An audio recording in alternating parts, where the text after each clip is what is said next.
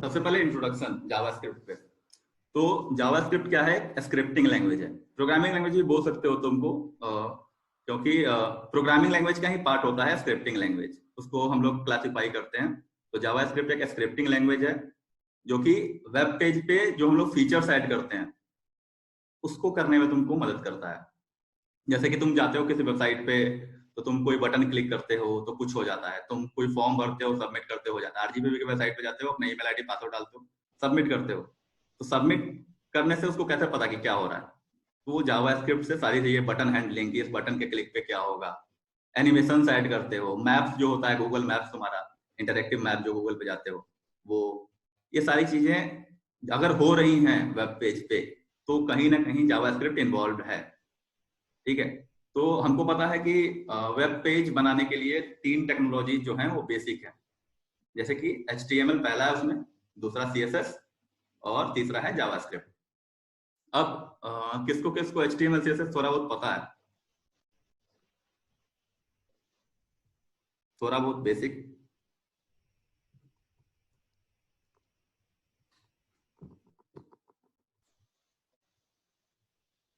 ठीक है, कुछ आंसर आ रहे हैं, ऑलमोस्ट पूरा पता है। ठीक है, चलो तो मैं बता रहा हूँ। सपोज करो कि तुमको एक बिल्डिंग बनानी है, ठीक है, घर बनाना है।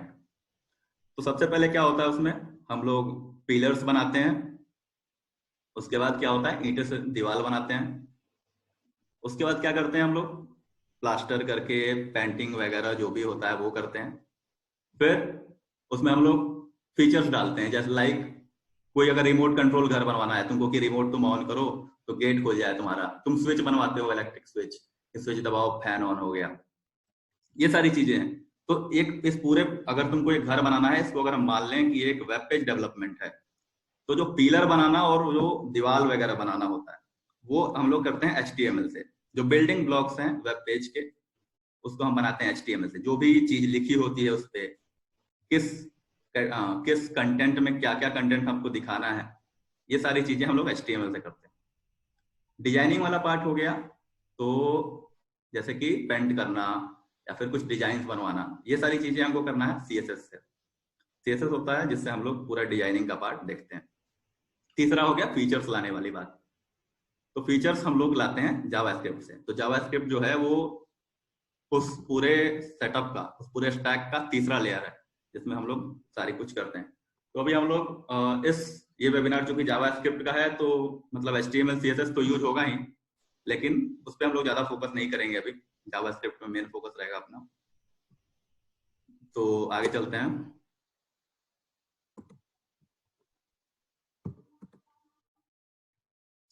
अब मेनली होता है कि जावास्क्रिप्ट काम कैसे करता है। तो बाकी सारे प्रोग्रामिंग लैंग्वेज जैसे तुमने C और C++ देखा होगा, तो ये सब क्या है, कंपाइल्ड लैंग्वेज है, कंपाइल्ड टाइप लैंग्वेज है। और अपना जावास्क्रिप्ट मैंने बताया था स्टार्टिंग में कि ये स्क्रिप्टिंग लैंग्वेज है। तो दोनों में डिफरेंस क्या होता है? कंपाइल टाइम में क्या होता है कि जैसे तुम C का कोड लिखते हो तो तुम उसको कंपाइल करना जरूरी होता है। तुम कंपाइल करोगे तो वो कोड जनरेट होगा, फिर वो रन होता है। बिना कंपाइल के तुम रन करोगे तो वो रन नहीं होगा।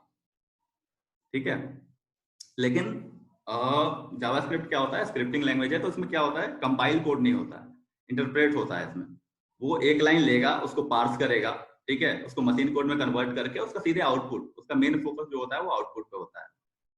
अगर तुम जावा देखोगे, जावा, तो जावा में क्या होता है, तो वो दोनों लैंग्वेज है, कंपाइल और इंटरप्रेटेड। पहले हम उसको कंपाइल करते हैं तो एक फाइल जनरेट होता है, डॉट क्लास फाइल, और उसके बाद हम उसको मशीन पे चलाते हैं, तो वो क्या होता है, इंटरप्रेट होके एक एक वो रिजल्ट शो करता है। तो वो दोनों लैंग्वेज है, compiled as well as interpreted. तो सपोज कि जावास्क्रिप्ट है अपना, अपना कोड है, मैंने कुछ भी कोड लिखा, तो क्या होता है, सबसे पहले कोड वो पार्स होता है। तुम लोग पढ़े होगे टीओसी में, टीओसी में पार्सिंग था, और उसके बाद भी कोई सब्जेक्ट आया होगा अभी 7th सेमेस्टर में शायद, उसमें भी पार्सिंग वगैरह होगा। तो सबसे पहले क्या होता है, कोड अपना पार्स होता है। उसमें क्या होता है, चेक होता है कि कोई एरर्स तो नहीं है तुम्हारे कोड में। अगर सारा कोड सही रहता है, अगर एरर आएगा तो तुम्हारा एरर दे देगा, वो सिंटैक्स एरर है या फिर जो भी है। अगर एरर नहीं आया तो क्या होगा, वो एक सिंटैक्स ट्री बनाता है, एब्स्ट्रैक्ट सिंटैक्स ट्री। और फिर उसमें क्या होता है कि जो तुम्हारा सिंटेक्स ट्री है वो मशीन कोड में कन्वर्ट होता है। मशीन कोड में कन्वर्ट होने के बाद वो डायरेक्ट एक्सिक्यूट होता है।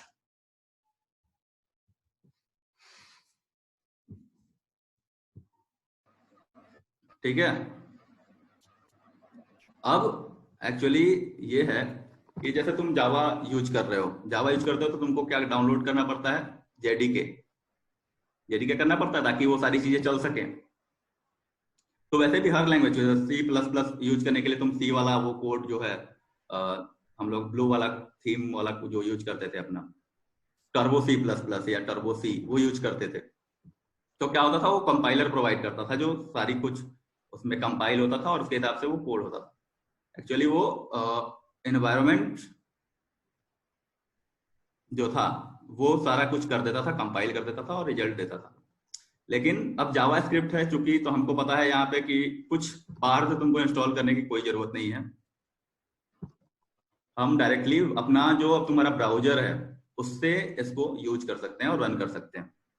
तो अब वो ब्राउजर कैसे वर्क करता है, वो ब्राउजर कैसे उसको, क्योंकि इन्वायरमेंट का जरूरत सबको होता है, तो वो ब्राउजर कैसे तुम्हारे कोड को पहचानेगा और वो उसको रिजल्ट में जो तुम चाहते हो वो रिजल्ट उसमें तुमको व्यू कराएगा। तो इसके लिए अपने क्रोम में एक इंजन होता है जिसका नाम है JavaScript V8 engine. V8 engine actually क्या करता है, ये बना हुआ एक्चुअली सी प्लस प्लस में ही है। ठीक है, इसको इंटीग्रेट किया गया है क्रोम में। तो ये क्या करता है कि जावास्क्रिप्ट कोड जो तुम लिखते हो उसको लेता है, कंपाइल करता है और एक्सिक्यूट करता है। तो डायरेक्ट ये काम तुम्हारा क्रोम से ही हो जाएगा, तुमको अलग से कुछ इंस्टॉल करने की कोई जरूरत नहीं है। ठीक है। अब ये इंजन करता करता क्या है, सबसे पहला चीज तो तुम्हारे जो जावा स्क्रिप्ट का कोड है उसको कंपाइल करता है, उसको एक्सिक्यूट करता है। ठीक है। हैंडलिंग कॉल स्टैक, यानी कि तुम्हारा अगर तुमने अगर जावा पढ़ा होगा या फिर कोई भी लैंग्वेज पढ़ा होगा, तो अगर फंक्शंस के बारे में तुमने पढ़ा होगा, तो अगर तुम सपोज दैट दो फंक्शंस बना रहे हो, दो फंक्शन बना रहे हो और एक फंक्शन में दूसरा फंक्शन यूज करते हो, तो उसका जो फ्लो होता है रन होने का, वो कैसे होता है, पहले तुम फंक्शन कॉल किए, जहां भी कॉल किए वहां गया, फिर उस फंक्शन में गया, फंक्शन में जाने के बाद कोई दूसरा फंक्शन कॉल हुआ है तो फिर वो दूसरे फंक्शन में जाता है। तो एक ऑर्डर मेंटेन होता है। वो ऑर्डर मेंटेन कहाँ होता है, वो V8 इंजन अपना जावास्क्रिप्ट में, वो ऑर्डर कैसे चलेगा, किसके बाद क्यू जो होता है कि ये चला, पहले ये कोड चला फिर ये कोड चला, तो वो कैसे चलेगा सब कुछ वो जो होता है हैंडल करता है। तीसरा होता है मेमोरी एलोकेशन फॉर ऑब्जेक्ट्स। जो भी तुम मेमोरी एलोकेट कर रहे हो, लाइक तुम जावा में इंट आई यूज करते हो, इंटीजर यूज करते हो, ये सारी चीजें जहां भी मेमोरी का जरूरत है वो मेमोरी को मैनेज करता है, गार्बेज कलेक्शन भी करता है। और साथ में तुम्हारा data types, operator, object, function का मतलब क्या है और इनका डेफिनेशन कैसा है, तुम कुछ यूज कर रहे हो उससे क्या होगा, सारा कुछ डिफाइन होता है इसके अंदर, इस V8 इंजन के अंदर। तो ये है बेसिकली वर्किंग अपने जावास्क्रिप्ट की। ठीक है। तो किसी को क्वेश्चन है कुछ? क्वेश्चन है तो 1 मिनट है अपने पास, तुम लोग मैसेज। गार्बेज कलेक्शन वाला एक बार फिर से समझाना। ठीक है। जैसे तुम सपोज करो कि तुमने कोई वेरिएबल बनाया, ठीक है, तुमने एक वेरिएबल बनाया, उसको तुमने यूज किया कैसे भी करके, अब यूज कर लिया तुमने, अब तुमने फिर दूसरा अपना जो भी स्टैक है तुम्हारा उसमें काम कर रहे हो, दूसरा वेरिएबल, अब उस वेरिएबल का कोई यूज नहीं है, तो वो वेरिएबल तो तुम्हारा फालतू का स्टोरेज लेगा जिसका जरूरत नहीं है अभी तुमको। तो वो क्या होता है, इफिशियंट प्रोग्रामिंग के लिए, लाइक कि तुम्हारा प्रोग्राम इफिशियंट हो जाए, इसके लिए कुछ टूल्स होते हैं जो कि गार्बेज कलेक्ट करते हैं कि अब तुम्हारा ये मान लो यूज नहीं है, ये ऑब्जेक्ट का यूज नहीं है तुमको, तो ये क्या करता है, उसको कलेक्ट करता है और उसको मतलब एक तरह से डिस्कार्ड कर देता है या फिर कहीं और मेमोरी में रख देता है, तुम्हारे प्रोग्राम मेमोरी में नहीं रखता है वो। तो ये होता है गार्बेज कलेक्शन की, जो भी गार्बेज वैल्यू, नाम से भी वो हो रहा है तुमको, गार्बेज को कलेक्ट करता है, जो भी गार्बेज वैल्यू जो यूज में नहीं है उसको ये कलेक्ट करके रखता है। ठीक है निशांत?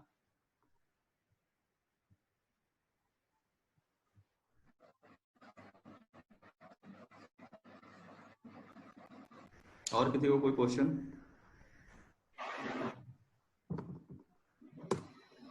अब क्योंकि अब हम लोग डायरेक्ट कोड में जाने वाले हैं, तो अभी ये थ्योरी सेक्शन में अगर किसी को कोई प्रॉब्लम हो तो वो बता देगा।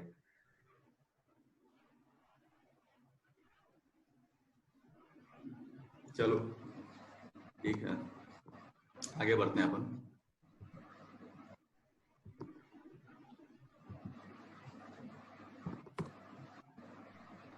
ठीक है, अब हम लोग सीधे कोडिंग पे चलेंगे।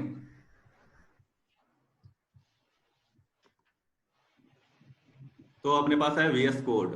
जनरली तुम कोई भी कोड एडिटर यूज कर सकते हो, नोटपैड पे भी बना सकते हो उसको, लेकिन फॉर आवर ईज हम लोग यूज कर रहे हैं विजुअल स्टूडियो कोड।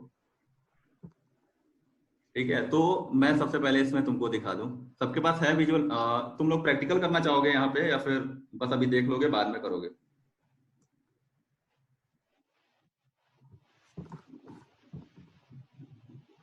चलो ठीक है, इसका ये जो वेबिनार है इसका वीडियो भी तुमको यूट्यूब पे मिल जाएगा, मैं लास्ट में अपना लिंक भेज दूंगा तुम लोगों को।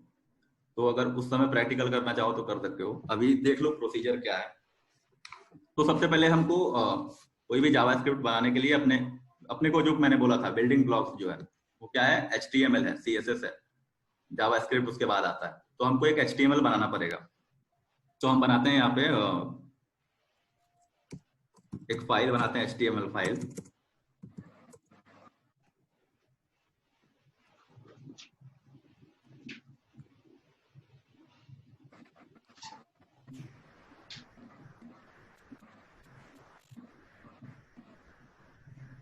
ठीक है, सिंपल हम यहाँ पे भी H1 दे रहे हैं। जो HTML नहीं भी जानता है वो भी थोड़ा सा देख लेगा। जो भी बॉडी के अंदर होता है वो होता है अपना विजुअल पार्ट जो तुमको दिखेगा स्क्रीन पे। तो और ये जो हेड होता है ये इंफॉर्मेशन होती हैं उस डॉक्यूमेंट के बारे में, जैसे उसका टाइटल क्या होगा और कैरेक्टर सेट कौन सा है, ये सब चीजें। तो अभी हम लोग उतने डिटेल्स में नहीं जा रहे हैं HTML में। तो ये हेलो मैंने एक लिखा, मैं इसको टेस्ट करूंगा कि ये सही चल रहा है कि नहीं। ये अपना वेब पेज पे हेलो आ गया। सबको दिख रहा है वेब पेज?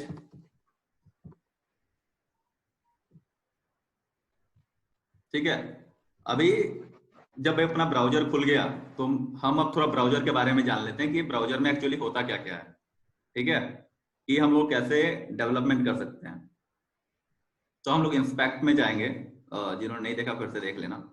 ये इंस्पेक्ट है, मतलब वो राइट क्लिक करेंगे उस पर तो ऑप्शन आएगा, उस पर इंस्पेक्ट पे जाओगे तो इंस्पेक्ट का ऑप्शन आता है।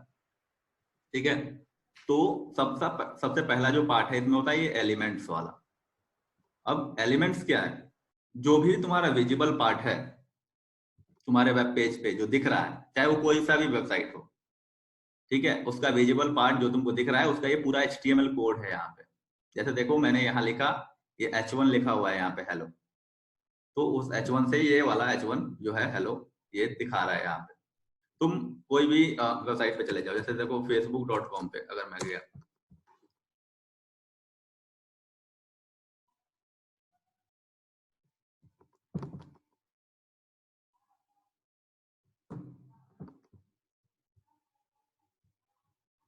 ठीक है, तो इसमें एक एक चीज जो भी बना हुआ है ये सारा HTML से बना हुआ है। ये एलिमेंट्स पे गए हम तो देखो ये यहाँ पे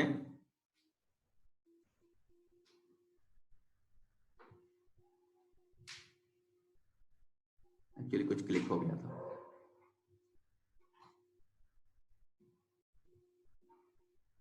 चलो उसको ओपन होने दो फिर मैं बताता हूँ। तो ये H1 है, यहाँ पे जो भी तुम्हारा कोड लिखा रहेगा उसका वो जैसे कि जैसे जो भी कंटेंट्स हैं वो सारे HTML के फाइल यहाँ पे दिखते हैं तुमको। तो तुम किसी भी वेब पेज पे जाके इसको अगर तुम यहाँ से भी चाहो तो चेंज कर सकते हो, हालांकि वो परमानेंट चेंज नहीं होगा। ठीक है, जैसे कि तुम यहाँ पे जाके अगर कुछ भी लिख दो इसके कंटेंट में तो यहाँ चेंज हो जाएगा, लेकिन ये रहेगा तुम्हारा टेम्पररी चेंज, परमानेंट चेंज नहीं होगा। फिर इसको रिफ्रेश करोगे तो जो ओरिजिनल कंटेंट था वही आ जाएगा। अब जैसे देखो यहाँ पे ये मैंने ये लिखा तो ये आ रहा है, एक ए है HTML का, इसमें शुभम प्रताप सिंह लिखा हुआ है HTML में। इसको तुम चाहो तो यहाँ पे टेम्पररी कुछ भी कर सकते हो, ये कर दो तो ये नहीं शांत हो जाएगा यहाँ। लेकिन ये फिर मैं बोल रहा हूँ टेम्पररी है, तुम अपने लिए वर्क कर सकते हो, बाकी के लिए फिर क्योंकि वो सर्वर से आ रहा है उसका डेटा तो वैसे ही रहेगा। ठीक है। दूसरा तुम्हारा है कंसोल। जैसे कि अब हमारे पास कोई कंपाइलर तो है नहीं, जैसे तुम्हारा नेटबीन्स होता है जावा में या फिर ऐसा कुछ होता है। तो जो भी तुम प्रिंट स्टेटमेंट्स होते हैं, जैसे कि तुम जावा में system dot out dot println लिखते हो, प्रिंटफ लिखते हो सी में, सी प्लस प्लस में तुम सी आउट लिखते हो, तो जो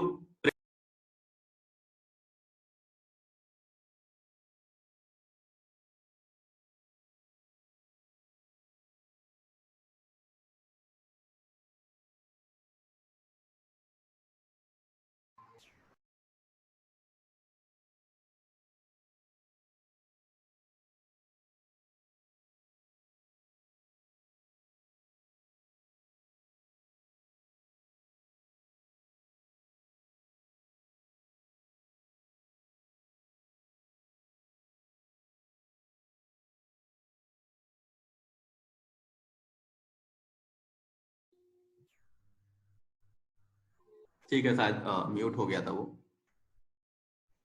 मैं बता देता हूँ। तीसरा जो है अपना ये इसमें होता है टैब, वो है सोर्सेज का। जो तुमको तुम्हारे प्रोजेक्ट में जो भी फाइल्स यूज होते हैं वो तुमको यहाँ पे मिल जाएंगे। जैसे मैंने अभी टॉपिक 1.html बताया था, तो वो तुमको यहाँ मिल गया। अब इसका सारा कोड जो भी मैंने लिखा, कुछ है जो स्क्रिप्ट ऑटोमेटिक ऐड करता है तुम्हारा इंजन जो है, जिससे कि तुम्हारा कोड चलता है, वो ऑटो इनेबल्ड इसमें ऑटोमेटिक ऐड हो जाता है। बाकी चीजें जो तुम लिखोगे वो सारी चीजें इसमें आ जाएंगी। जैसे कि मैंने यहाँ पे हेलो लिखा था, तो ये हेलो यहाँ पे आ गया।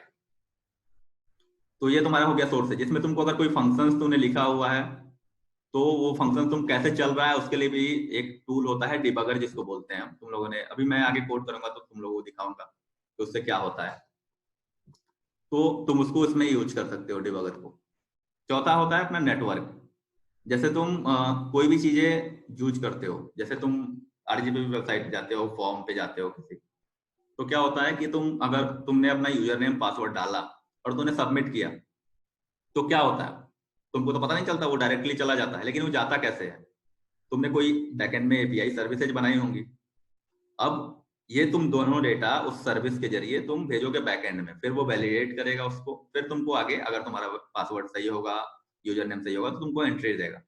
तो जो रिक्वेस्ट होती है वो इस नेटवर्क में तुमको देखने को मिलेंगी कि जो भी तुम भेज रहे हो वो यहाँ से जाएगा। तुमने अभी यहाँ कुछ आएगा, तो मैं तुमको दिखाता हूँ, कोई सर्विस यूज हो रही होगी।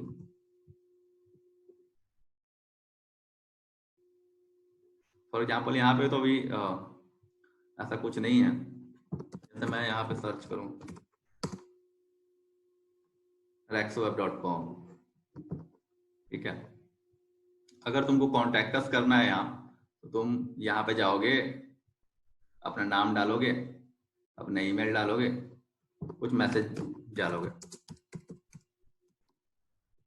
ठीक है। तुमने सबमिट किया, तो ये देखो, ये एक सर्विस कॉल हुई, ठीक है। ये सर्विस कॉल हुई। अब तुमने क्या क्या भेजा यहाँ से, देखो मैसेज चला गया पूरा का पूरा। अब ये सर्विस है, तुमने क्या भेजा यहाँ से, अपना ईमेल भेजा, अपना फर्स्ट नेम भेजा, अपना लास्ट नेम भेजा, मैसेज भेजा, मोबाइल भेजा, ठीक है। तो वो एपीआई चली, वो बैकएंड में गया, उसने रिक्वेस्ट किया, तो उससे कुछ रिस्पॉन्स आया। क्या रिस्पॉन्स आया, डेटा में we will contact you soon, यानी कि मैसेज उन तक पहुंच चुका है, वो तुमको कॉन्टेक्ट करेंगे जो भी लोग हैं। तो ऐसे ही हर जगह चलता है, जो भी तुम कुछ रिक्वेस्ट करते हो तो वो ऐसे हेडर्स में तुम्हारा जाएगा, जो भी चीजें तुम भेजते हो, और तुमको प्रीव्यू में उसका रेस्पॉन्स मिलेगा। तुम अब इस प्रीव्यू पे तुम चेक्स लगा के कि ये आया तो तुमको क्या दिखाना है यहाँ पे अपने फ्रंट एंड पे, वो तुम कर सकते हो। तो ये सारी चीजें हम लोग ये नेटवर्क से करते हैं। अब ये टाइप है परफॉर्मेंस का। ये एक्चुअली यूज हम लोग ज्यादा नहीं करते हैं, एडवांस लेवल पे इसका यूज होता है कि तुम्हारा जो भी है तुम्हारा वेबसाइट, उसका परफॉर्मेंस कैसा है, कि वो एफिशिएंट है कि नहीं है। तो ये क्या करता है, प्रोफाइलिंग करता है उसका, और देखता है कि कौन कौन सी चीजें हैं जो ज्यादा मेमोरी ले रही हैं या फिर ज्यादा टाइम ले रहा है, उस हिसाब से उसका परफॉर्मेंस मेजर करके वो तुमको देता है। बाकी चीजें उतनी यूजगार नहीं है। अगर तुम रिएक्ट वगैरह पे काम करते हो तो तुमको यहाँ पे एडिशनल कुछ कंपोनेंट्स आते हैं। जैसे कि हमारा वेबसाइट ये रिएक्ट पे बना है, तो इसमें कंपोनेंट्स आएंगे, तो तुम उसके बारे में आगे जान पाओगे। अगर तुम रिएक्ट, तुमको कुछ थोड़ा बहुत आता होगा तो वो कंपोनेंट्स को कैसे यूज करते हैं, ठीक है। अब एक होता है एप्लीकेशन।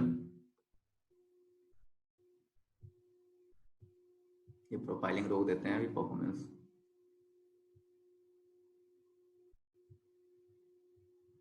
इसमें बहुत सारी चीजें होती हैं। इसमें तुमको अपने वेबसाइट के बारे में जो भी कुछ पता चलेगा, जैसे कुछ लोकल स्टोरेज होते हैं, तुमको टेम्पोररी सेव करना होता है अपने वेबसाइट्स में, या फिर सेशन स्टोरेज होता है कि कितने देर का सेशन है, कैसा है, उसका की क्या है, डेटाबेसेज, तुम्हारा कुकीज, ये सारी चीजें होती है जो तुमको यहाँ पता चल जाएंगी किसी भी वेबसाइट पे।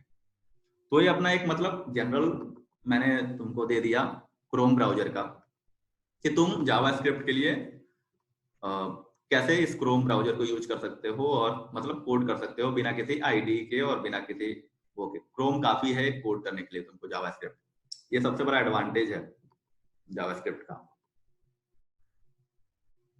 ठीक है, तो अपन चलते हैं अभी आगे। अपना हेलो था, हम लोगों ने बनाया था। अभी HTML तो हो गया, अब हम लोगों को इसमें क्या करना है, जावास्क्रिप्ट ऐड करना है कि कुछ तो हो।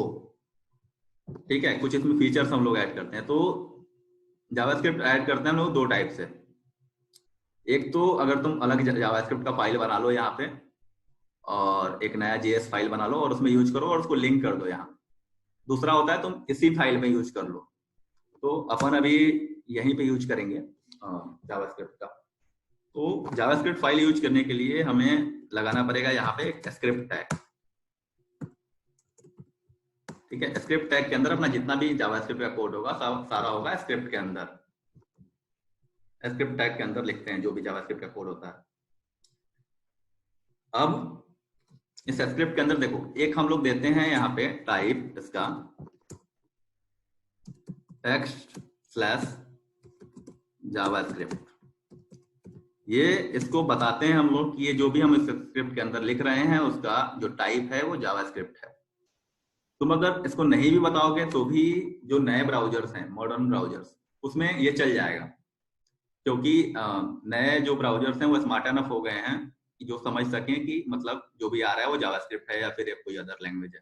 लेकिन जो वेबसाइट्स हैं कुछ सारे या फिर ब्राउजर्स हैं, तुम देखोगे गवर्नमेंट वाले में बहुत पुराने पुराने ब्राउजर्स यूज करते हैं लोग। इंटरनेट एक्सप्लोरर यूज करते हैं आई, जो कि बहुत स्लो है, बहुत पुराना भी है। अच्छा, एक क्वेश्चन आया है कि but script tag is use इधर विद इन द बॉडी और हेड टैग। देखो, अगर कुछ मुझे एडिशनल फाइल्स ऐड करने हैं जावास्क्रिप्ट के तो मैं यूज करूंगा उसको हेड के अंदर, कि मेरे प्रोग्राम लोड होगा जैसे ही वो फाइल्स यहाँ पे आ जाएं और उसको मैं यूज कर सकूं, तो तब हम स्क्रिप्ट को यूज करेंगे हेड में। लेकिन अगर तुमको अपना डायरेक्टली फाइल यहीं पे शुरू करना है और यहीं पे सारा काम करना है तो तुम उसको बॉडी के नीचे या फिर मतलब बॉडी के ऊपर नीचे कहीं भी एक अलग सेक्शन होता है स्क्रिप्ट का, वहां बना के तुम लिख सकते हो। ठीक है, नीचे ऊपर से कोई मतलब है नहीं उसका एक्चुअली में, वो तो एक फ्लो मिलेगा उसको। क्योंकि सबसे पहले क्या होता है, पूरा फाइल तुम्हारा रीड होता है, रीड होगा तो सबसे पहले ये सारी चीजें रीड होंगी कि क्या है, उसके बाद वो उस हिसाब से वो लेता है। तो जनरली हम लोग क्या करते हैं फॉर ए गुड प्रैक्टिस, कि अगर तुमको यहाँ लिखना है कुछ फंक्शन डायरेक्टली बनाने हैं तो फिर हम उसको नीचे यूज करते हैं फॉर आवर कन्वीनियंस। और अगर कुछ ऐड करना है तो हमको एक वो रहता है कि चलो हाँ ऊपर है तो मैं उसको ऐड करना है उस जावास्क्रिप्ट फाइल को, तो तुम हेड टैग में उसको लिख सकते हो। ठीक है, अब मैं बता रहा था पुराने ब्राउजर्स के बारे में। तो गवर्नमेंट्स में क्या होते हैं, वो लोग अभी भी XP चला रहे हैं, विंडोज XP, तो उसमें आई है। आई का भी क्या है तुम्हारा 5th या 6th वर्जन है, अभी 12 चल रहा है, एज चल रहा है। तो उसमें क्या होता है कि वो समझ नहीं पाता है कि क्या है, तो एक्चुअली में उस समय एरर दे देगा। इसलिए हम लोग क्या करते हैं, टाइप ऐड कर देते हैं ताकि पुराने वाले ब्राउजर्स में भी कोई परेशानी ना हो। ठीक है, यहाँ तक कोई प्रॉब्लम किसी को?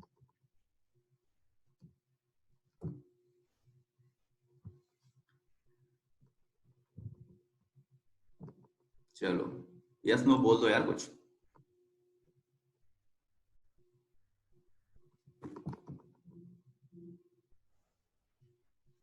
ओके, तो कोई भी प्रोग्रामिंग लैंग्वेज हम लोग पढ़ते हैं, चाहे स्टार्ट किया हो मैंने C से या C++, जावा, जो भी आज के, सबसे पहले हम लोग बनाते हैं क्या, हेलो वर्ल्ड। हेलो वर्ल्ड बनाते हैं। तो चलो जावास्क्रिप्ट शुरू किया जाए, तो हम लोग भी यही ट्रेंड फॉलो करते हैं। हेलो वर्ल्ड सबसे पहले कैसे प्रिंट होता है जावास्क्रिप्ट में, ये देखते हैं अपन। तो इसमें बहुत सारे तरीके होते हैं, अलग अलग टाइप के मैसेज को दिखाने के लिए अलग अलग इसमें होते हैं ऐसे। जैसे जावास्क्रिप्ट जावा में भी होता है system dot out dot println या फिर system dot out dot error होता है, तो इसमें भी बहुत सारे होते हैं। तो सबसे बेसिक है अपना console dot log hello world, ठीक है। तुम इसको सेव करोगे, यहां जाओगे, कंसोल में मैंने बताया था कि ये कंसोल काम आता है, तो देखो ये हेलो वर्ल्ड यहाँ पे आ गया, ठीक है। अगर तुमको सपोज है कोई वार्निंग करानी है, अगर वार्निंग प्रिंट कराना है कि अगर कुछ हो रहा है ऐसा तो वार्निंग प्रिंट करे, तो इसमें होता है कंसोल डॉट वार्न, ठीक है। हम लोग यहाँ लिख सकते हैं that should be A error,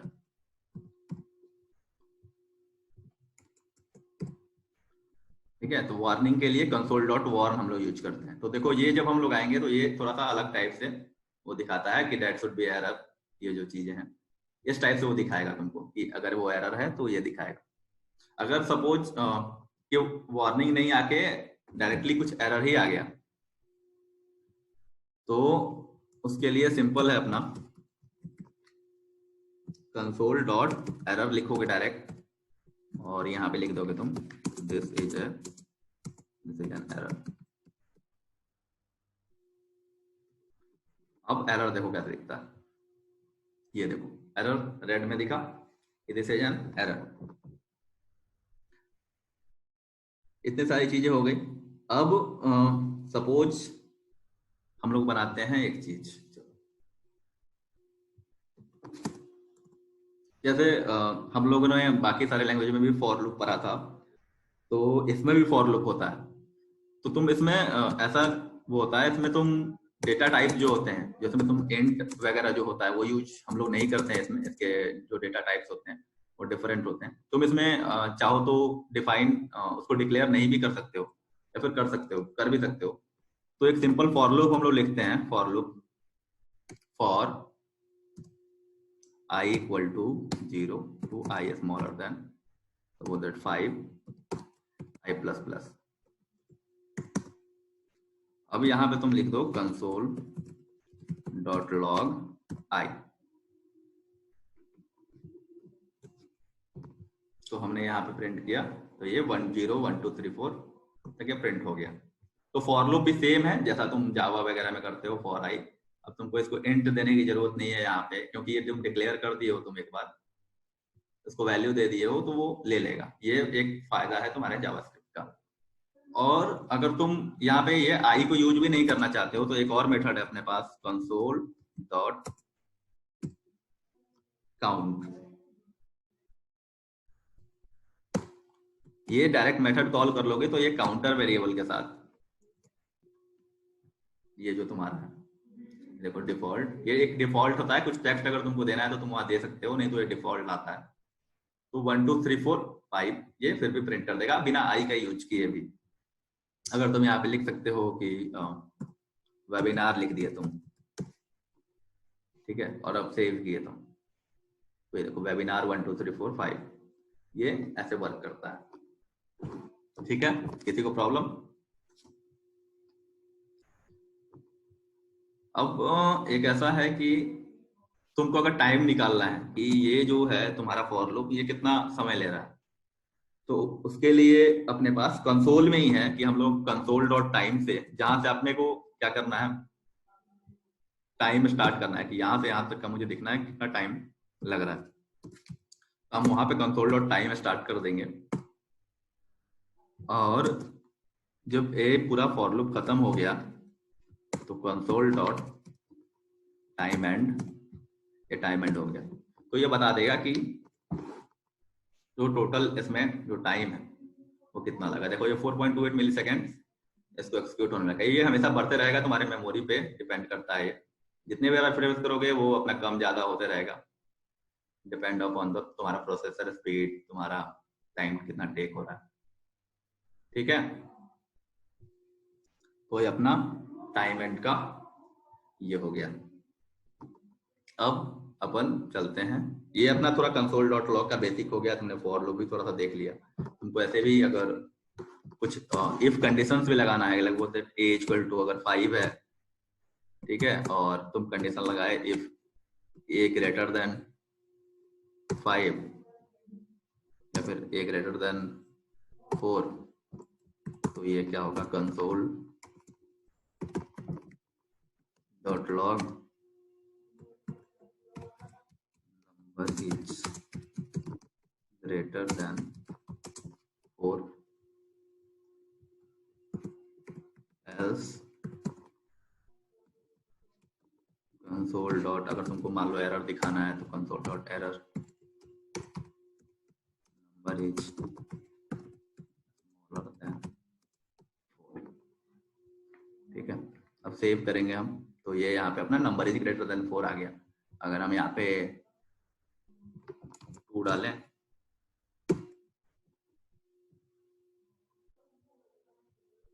sorry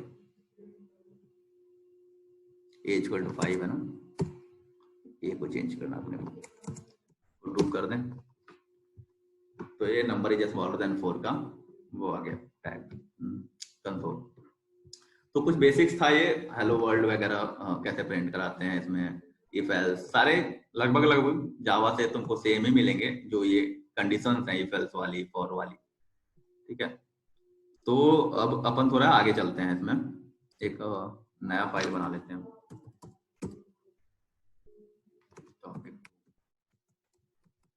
.html। इसमें HTML टैग बना लेते हैं।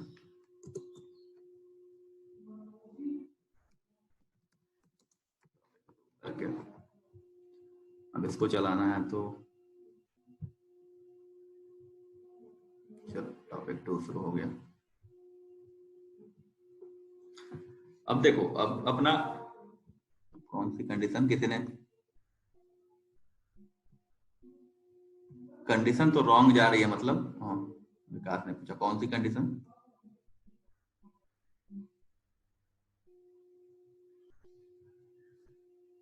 देखो ये a इक्वल टू हमने 2 बनाया, फिर मैंने चेक लगाया,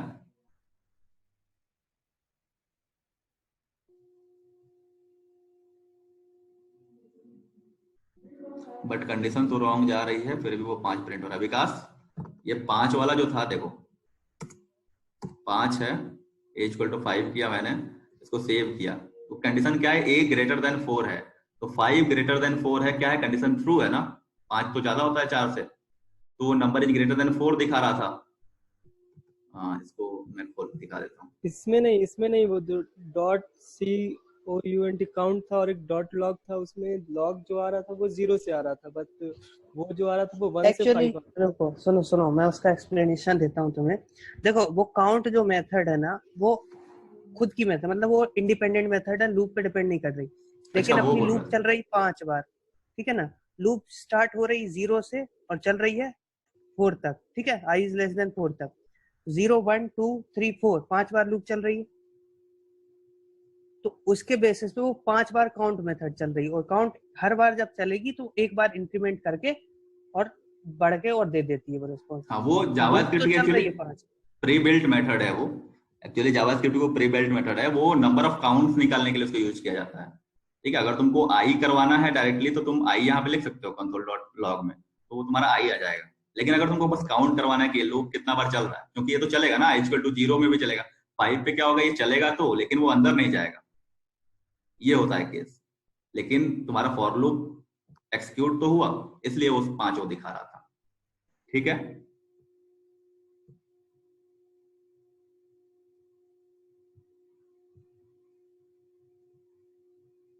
विकास, कंफ्यूजन सही हुआ?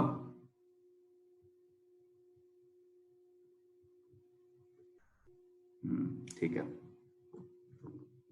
चलो अब अपना दूसरा है कि ये सारी चीजें हैं जो हमारे पास बॉडी में। अब HTML हमने तो कंसोल करा लिया, लेकिन अब हम इसको अगर हम एलिमेंट को एक्सेस करना चाहते हैं तो एक्सेस कैसे करेंगे। अगर हमारे HTML में कोई भी एलिमेंट है, जैसे सपोज दैट ये H1 ही है, H1 में हेलो लिखा हुआ है सपोज,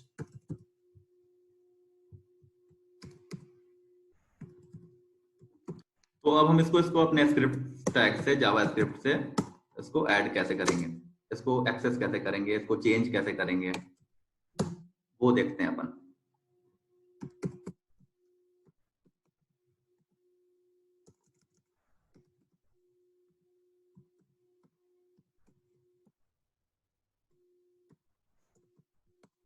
ठीक है, अब देखो किसी भी चीज को एक्सेस करने के लिए हम अब डायरेक्टली तो एक्सेस नहीं कर सकते हैं, इसको डायरेक्टली भी कर सकते हैं, उसके लिए भी रूल्स हैं, लेकिन कुछ नियम बनाए गए हैं जिसका यूज करके हम लोग उसको यूज कर सकते हैं।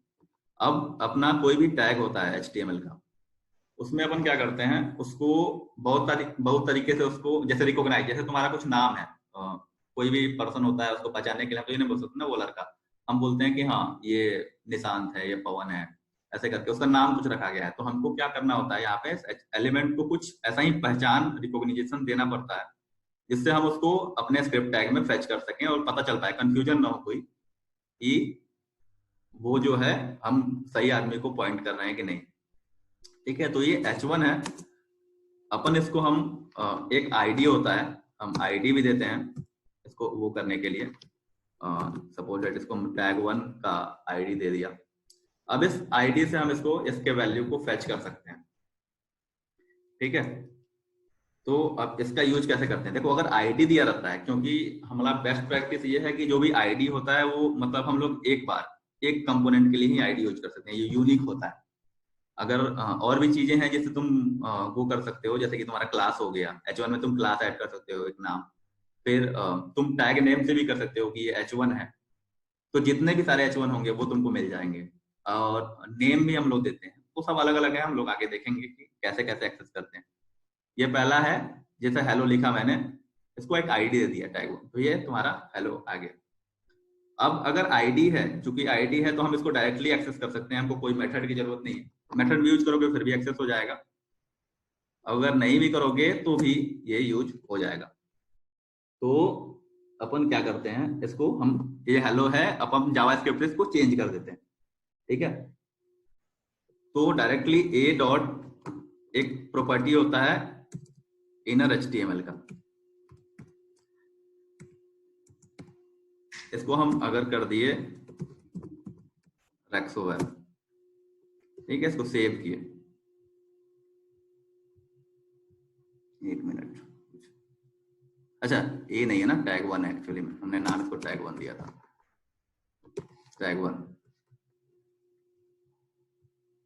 ये देखो, ये मैंने बस ये प्रॉपर्टी स्क्रिप्ट टैग में ऐड करी एक, ये tag1 था पहले, हेलो दिख रहा था, मैंने एक प्रॉपर्टी ऐड की, बस tag1 के इनर HTML को रेक्सोवेब मैंने चेंज कर दिया, तो सेव किया तो ये चेंज होकर रेक्सोवेब आ गया। तो जावास्क्रिप्ट से मैंने देखा कि पूरा का पूरा कंटेंट जो भी है तुम्हारा वो तुम यूज कर सकते हो और चेंज कर सकते हो उसको। अगर ऐसे ही अगर तुमको कुछ दूसरा बनाना है, सपोज कि तुम्हारे पास एक और H1 है, इसको अगर तुम क्लास दिए, सपोज दैट tag2, और इसमें कुछ लिखे तुम टेस्ट, तो ये अभी अपना टेस्ट आ गया। अगर इसको तुमको एक्सेस करना है तो अब तुमको एक फंक्शन होता है, मेथड होता है, जिससे तुमको उसको एक्सेस करना पड़ेगा, जो होता है document dot gate elements bye class name. अब जैसे मैंने बताया था कि अब तुम्हारे जो भी फाइल है उसमें एक क्लास से बहुत सारे एलिमेंट होते हैं, जैसे तुम एक और बना सकते हो, यहाँ पे एक और सेम नाम से बना सकते हो, लेकिन आईडी हम लोग एक ही बनाते हैं, एक नाम से एक, तो इसलिए हम इसको क्या कर रहे हैं, एक ही डायरेक्टली यूज कर सकते हैं। अब तुम H1 यहाँ पे बना दिए सेम क्लास नाम से, तो gate element by class name जब तुम करोगे और ये अपना tag2 डालोगे तो एक एरे आएगा, क्योंकि मल्टीपल है तो ये एक एरे के फॉर्म में आएगा। अब इसको हम इंस्पेक्ट करके अगर देखें, इसको रिफ्रेश करें, अच्छा कंसोल नहीं किया ना मैंने, चलो इसको अगर मैंने एक बी वेरिएबल में स्टोर करा लिया और कंसोल डॉट लॉग किया मैंने बी, तो ये देखो एक HTML कलेक्शन नाम का एरे आया अपने पास, दो है अपने पास, एक पहला वाला टेस्ट और एक दूसरा वाला टेस्ट, तो एक एरे आ गया। अब तुमको उसमें से जिसको भी एक्सेस करना है तुम उसको एक्सेस कर सकते हो। लेकिन अगर हम डायरेक्टली अगर आईडी को, जैसे ये है अपना टैग 1 है, तो अगर आईडी को भी चाहो तो तुम ऐड कर सकते हो उसी मेथड से। डॉक्यूमेंट डॉट इसमें होता है गेट एलिमेंट बाई आईडी, और अगर हम यहाँ पे टैग 1 दे दें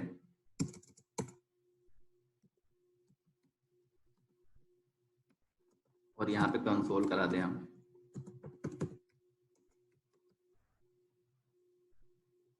और सेव करें, तो ये देखो पहला वाला पूरा का पूरा अपना h1 टैग आ गया रेक्स वेब का, क्योंकि वो आईडी था तो वो सिंगल आता है। ये है कि मल्टीपल तुम्हारे क्लास हो सकते हैं, तो वो h1 टैग पहला आ गया, दूसरा आ गया वो एरे में। अगर तुम उसको चेंज करवाना चाहते हो तो सपोज ये बी है, उसके पहले एलिमेंट को चेंज करवाना चाहते हो तो b0 डॉट वैसे ही इनर HTML बराबर यहाँ पे कंटेंट लिख दो कि कंटेंट चेंज। तो यहाँ पे जाके देखेंगे तो देखो ये जिसका चेंज किया मैंने पहले एलिमेंट का, तो ये कंटेंट चेंज हो गया, दूसरा वैसे क्या वैसा रह गया। तो ये है अपना कि हम लोग धीरे धीरे एलिमेंट्स को यूज कर रहे हैं, एलिमेंट्स को क्लास नेम दे रहे हैं, आईडी दे रहे हैं, और उसको चेंज करके अपन देख रहे हैं कि जावास्क्रिप्ट से उसको कैसे चेंज करते हैं। ये एक यूज है। जैसे कि तुम क्या करते हो, तुम देखते हो कि कोई भी चीज फॉर्म सबमिट करते हो या फिर कुछ भी करते हो तो एक फॉर्म आया रहता है, उसको सबमिट किए तो बहुत जगह केस में ऐसा होता है कि जब सबमिट हो गया तो वहां पे एक आ जाता है अपने आप टैग की फॉर्म हैज बीन सबमिटेड या फिर ऐसा कुछ। वो लोग क्या करते हैं कंटेंट चेंज कर देते हैं कि हाँ सबमिट हो गया तो तुम ये कंटेंट हटा के ये कंटेंट डाल सकते हो। तो ये सारी चीजें तो बेसिक है अभी, तो अपन एक एक चीजें चेंज करके देख रहे हैं। तो ये एक्सेस करने का होता है, और भी बहुत सारी चीजें होती है एलिमेंट को फाइंड करने के लिए। जैसे कि एक और देख लेते हैं हम लोग, ऐसे सी है equal to document dot get element. अब ये देखो गेट एलिमेंट मैंने किया तो क्या आया, gate element by ID, gate element by class name, gate element by name. हम लोग जैसे आईडी दे रहे हैं वैसे भी हम लोग नेम भी देते हैं, मैं आगे दिखाऊंगा कैसे नेम देते हैं। Gate element by tag name, जैसे टैग नेम जैसे h1 h2 h3, इससे भी अपन फाइंड कर सकते हैं। जितने भी h1 लिखेंगे तो जितने भी h1 होंगे सारे आ जाएंगे। ठीक है, ये सारी चीजें हैं जो तुम यूज कर सकते हो। तो ये से हम लोग एक्सेस करते हैं जो भी जावास्क्रिप्ट का वो होता है। ठीक है, कोई कंफ्यूजन है यहां तक?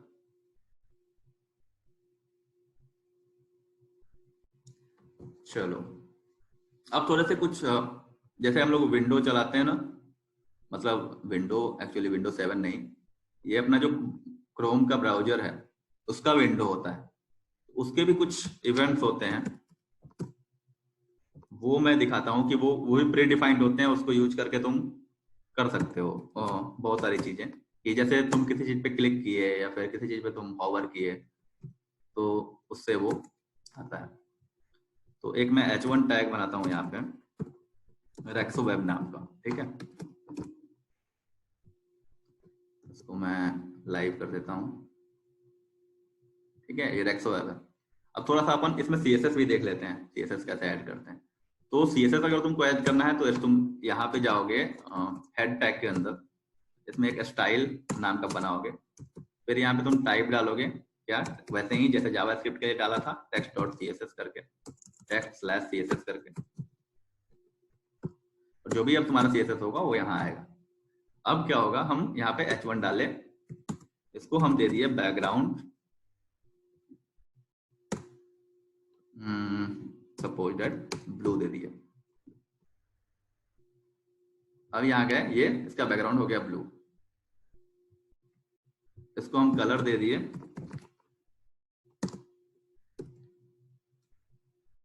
वाइट दे दिए। ये तुम्हारा हो गया H। अब देखो विंडोज इवेंट होते हैं, सपोज अब हमको इसको ऐसा करना है कि मैं H1 पे जाएं, अपना जैसे ही कर्सर रखें वैसे ही वो अपना उसका जो बैकग्राउंड कलर है और उसका जो कलर है वो तुम्हारा चेंज हो जाए। ठीक है। तो हम क्या करेंगे यहाँ पे, बस एक हम प्रॉपर्टी लगाएंगे। पहले तो एक हम आईडी दे देते हैं यहाँ पे, इसको पहचानने के लिए कि इस आईडी का है, आईडी टेस्ट, जिससे हम इसको एक्सेस कर सकें और इसका मतलब जो भी चीजें चेंज करनी है वो कर सकें। तो एक प्रॉपर्टी होता है हॉवरिंग के लिए, ऑन माउस ओवर। ठीक है, ऑन माउस ओवर में क्या करता है, जो भी चीज कर दे, तुम फंक्शन बनाओगे यहाँ पे और जो भी चीजें चेंज करनी है तुम उसको उस फंक्शन के अंदर लिखोगे, तो जो भी होगा जैसे जो भी चेंज करना है तुमको, बैकग्राउंड चेंज करना है, कलर चेंज करना है, और भी बहुत सारी चीजें होती है, वो हो जाएंगी उससे। तो हम चलो एक फंक्शन बनाते हैं। फंक्शन देख कौन सा है, माउस ओवर करके एक फंक्शन है, हम यहाँ पे कर दिए कि अगर कोई भी माउस ओवर होगा तो ये वाला फंक्शन कॉल हो जाएगा। अब हम इस फंक्शन को डाल लेते हैं अपने स्क्रिप्ट टैग में, इसको डिफाइन करते हैं।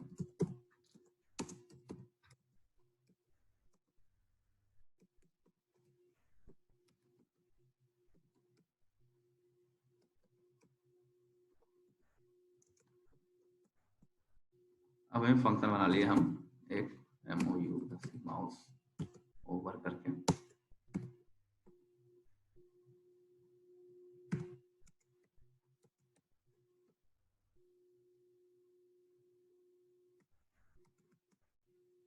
एक मिनट,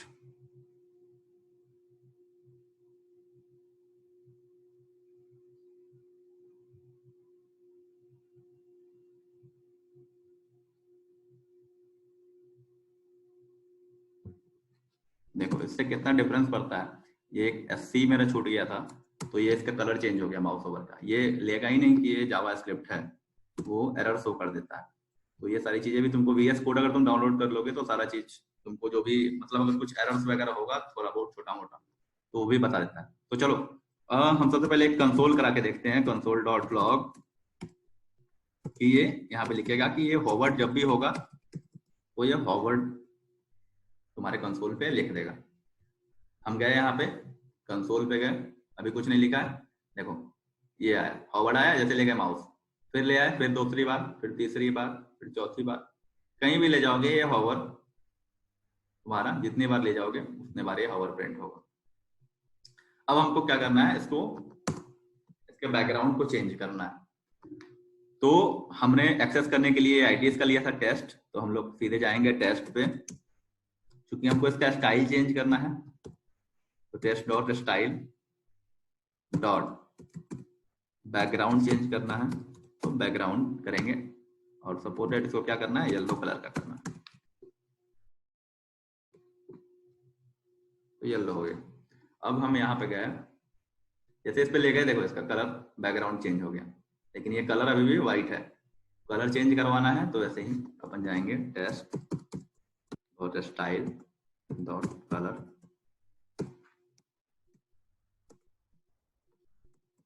सपोर्ट उनको ब्लैक कर देना, ऐसे गए तो ये ब्लू है, ऐसे गए ये चेंज हो गया, तो सीधे हॉवर पे चेंज हो गया। तो ऐसे करके हम लोग ये विंडो, ये जो अपना ऑन माउस ओवर है, विंडो का इवेंट है, ये इवेंट तुम लगाओगे और जो भी फंक्शन लिखोगे उसके अंदर, तो वो इवेंट उस पे लग जाएगा, उस एलिमेंट पे लग जाएगा। तुम इसे चाहो तो मतलब जहां भी जो भी चेंजेस करने हैं किसी चीज के हॉवर पे, तो तुम कर सकते हो। तुमको क्लिक पे अगर लगाना है तो तुम उसको चाहो तो क्लिक पे भी लगा सकते हो। तो क्लिक के लिए भी एक फंक्शन आता है क्या, ऑन क्लिक करके, ठीक है। ऑन क्लिक पे चलो बटन क्लिक नाम का एक हम फंक्शन लिख लेते हैं, ठीक है। एक्चुअली इस पे लगाएंगे तो हो जाएगा, लेकिन अपने को समझ में नहीं आएगा, तो एक और बना लेते हैं, एक H1 और रहेगा, ठीक है। इसमें आईडी हम इसको दे देते हैं test1, इसका माउस ओवर हटा देते हैं, बटन क्लिक है, इसका रेस्ट वेब टेस्ट नाम रख देते हैं। ये बटन क्लिक है, हम अपना बटन क्लिक नाम का दूसरा फंक्शन आएगा अपने पास ऐसे,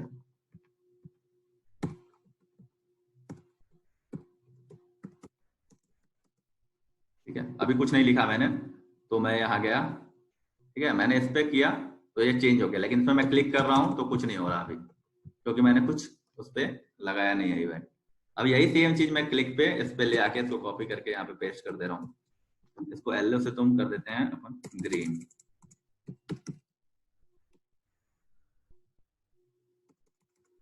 और इसका कलर कर देते हैं कुछ भी ऑरेंज। अब तुम जाओगे, ये मैंने होवर किया इस पे तो कुछ नहीं हुआ, इस पे होवर किया ये चेंज हो गया, इस पे होवर कर रहा हूँ कुछ नहीं हो रहा है, इस पे क्लिक किया जैसे ही मैंने, अच्छा मैंने टेस्ट का ही कर दिया था, देखो टेस्ट किया तो टेस्ट का कलर चेंज हो गया, देखो होवर किया फिर चेंज हो गया, इस पे क्लिक किया उसका कलर चेंज हो गया, क्योंकि मैंने ये लगाया है इसके आईडी पे, टेस्ट पे। अगर इसको चेंज करवाना है तो अपन लगाएंगे टेस्ट 1 पे।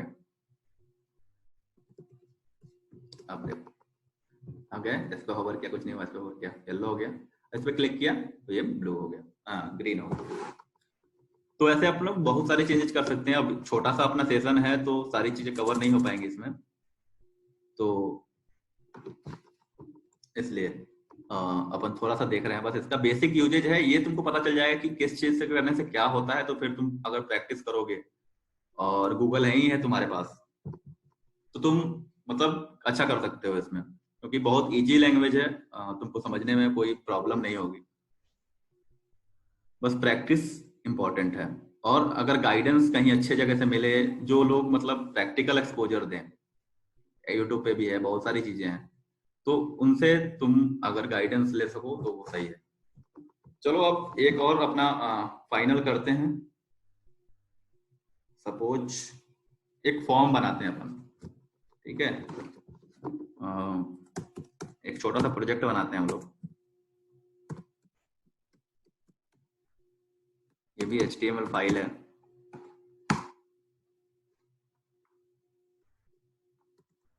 इसमें हम लोग एक फॉर्म लेंगे और उस फॉर्म में जो भी वैल्यू डालेंगे उसको प्रिंट कराएंगे अपन, और जो भी हम लोग डालें सबमिट पे वो आएगा, फिर उसको प्रिंट करा के देखेंगे प्रिंटर से।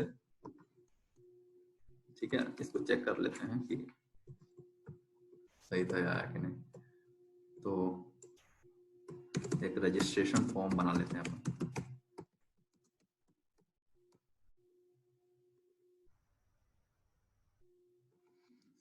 ओपन कर लेते हैं। थोड़ा सा इसमें अपन CSS भी लगा लेंगे, तो यहाँ पे स्टाइल डाल देते हैं।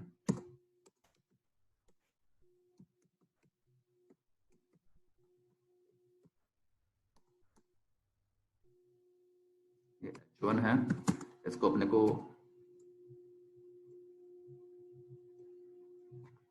सेंटर में रखना है।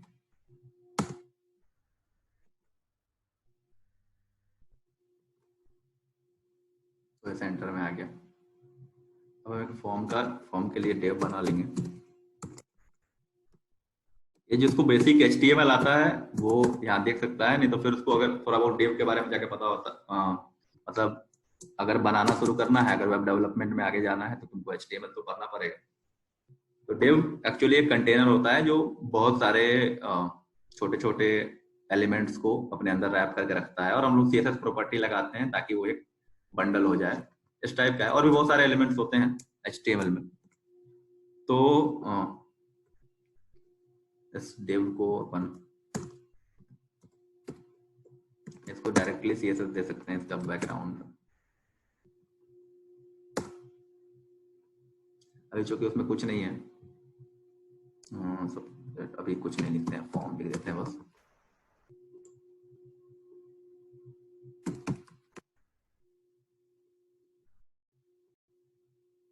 ये फॉर्म आ गया, इसका भी टेक्स्ट अलाइन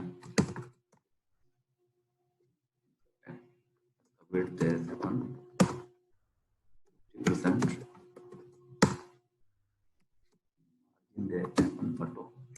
ये CSS है, थोड़ा बहुत लगा रहे हैं थोड़ा अच्छा दिखने के लिए बस। ठीक है, अब अपन यहाँ पे क्या करेंगे, HTML में इनपुट टैग्स ऐड करेंगे और लेबल ऐड करेंगे कि फॉर्म जैसे बनाते हैं अपन। तो सबसे पहले लेते हैं एक लेबल, ठीक है, जिसमें लेबल होता है, जिसमें लिखा होता है कि क्या है, मतलब जो भी तुम इनपुट फील्ड लिखोगे उसको ये बताएगा कि क्या है। तो सपोज अगर हम फर्स्ट नेम ले रहे हैं किसी का फर्स्ट नेम, तो यहाँ पे फर्स्ट नेम लेबल की तरह, देखो ये फर्स्ट नेम आ गया। अब हम br टैग यूज करते हैं ब्रेक द लाइन के, अगर हमको नेक्स्ट लाइन में जाना है तो br टैग। अब हम मिलेंगे एक इनपुट टाइप टेक्स्ट। ये सारी चीजें अभी हम जो लिख रहे हैं वो है HTML, ठीक है। इसको सेव किए, ये देखो एक इनपुट आ गया नेम लिखने के लिए। अब इसको हमको क्या करना है, इसका डेटा वगैरह हमको लेना है, तो हम अभी से क्या करते हैं, इसको आईडी वगैरह दे देते हैं ताकि फैच करने में बाद में आसानी हो।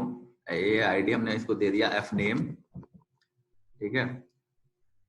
और एक और बात मैंने बोला था कि अगर एक नेम टैग भी होता है जिससे हम लोग एक्सेस करते हैं, तो वो मैक्सिमम ज्यादातर मतलब इनपुट्स वगैरह में ही यूज करते हैं, इनपुट्स वगैरह लेने के लिए।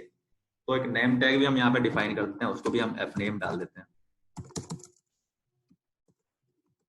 तो इससे भी हम लोग इस नेम टैग से भी गेट एलिमेंट बाय नेम, इससे भी तुम एक्सेस कर सकते हो। फिर हम दूसरे लाइन में जाते हैं, द लाइन, ठीक है। अब ऐसे ही हमको लास्ट नेम लेना है, तो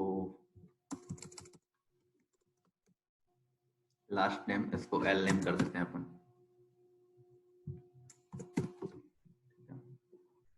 अब सपोज तुमको एक वो लेना है, जेंडर लेना है, तो एक लेबल लेंगे जिसमें होगा तुम्हारा जेंडर,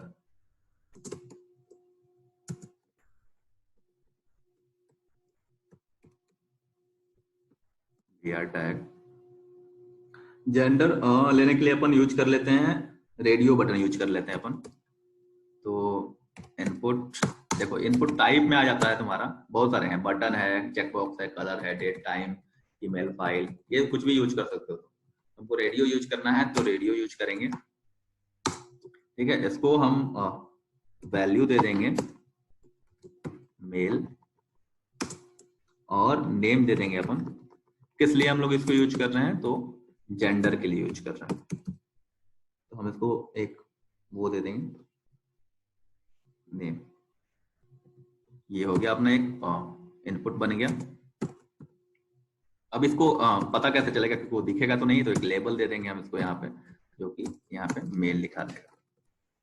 ऐसे ही अपने पास तीन, सपोज दो हम ले लेते हैं, तीन भी ले लो, चलो तीन ही ले लो।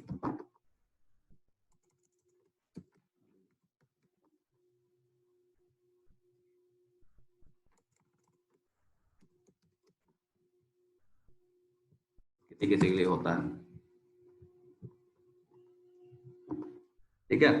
तो ये अपने हम लोगों ने वो ले लिया। अब हम थोड़ा सा लाइन ब्रेक कर लेंगे। तो अपन आए यहाँ पे, ये देखा मैंने, ये तीन, ये आ गया मेल मेल। अच्छा मैंने चेंज नहीं किया इसको, देखो यहाँ पे मैंने चेंज नहीं किया था।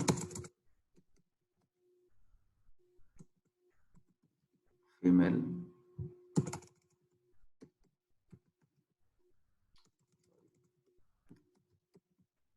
अदर्स, तो ये मेल फीमेल अदर्स आ गया। और एक और चीज ले लेते हैं अपन लास्ट, कॉलेज ले लेते हैं, चलो।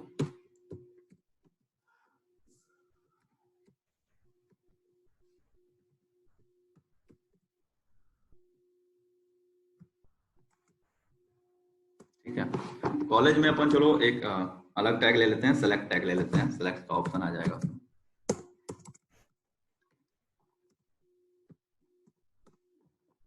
सेलेक्ट टैग में अपन क्या डाल देते हैं, ऑप्शन डाल देते हैं। ऑप्शन का तुम्हारा नेम क्या है अपना, ये कॉलेज है, ठीक है ना। इसी सबसे अपन इसको एक्सेस करेंगे, तो नेम है हो गया कॉलेज, इसका वैल्यू सपोज सबसे पहले RITS ले लेते हैं, ठीक है। अब यहाँ पे हम लिख देंगे RITS। ये सब HTML है, बेसिक HTML, तो ये समझ में आना चाहिए। नहीं आ रहा फिर तो HTML थोड़ा बहुत पढ़ना पड़ेगा आप लोगों को। दूसरा लेते हैं अपन LNCT,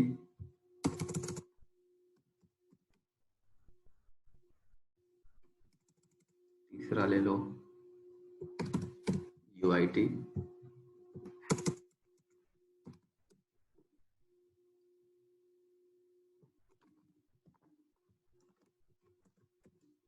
चलो एक अपने बगल में है पटेल, उसको भी ले लो, और एक अपना कलम रहेगा आदर्श के लिए, कि बाकी सब कॉलेज। ठीक है, ये आ गया अपना। अब हम लोगों ने यहाँ देखा तो ये आ गया। अब देखो इसमें थोड़ा गैप नहीं है, हम थोड़ा इसका CSS थोड़ा सा सही कर देते हैं, इसको पैडिंग दे देते हैं हम 20 पिक्सल का, ये थोड़ा गैप आ गया, इसको ये फॉर्म हो गया थोड़ा सही।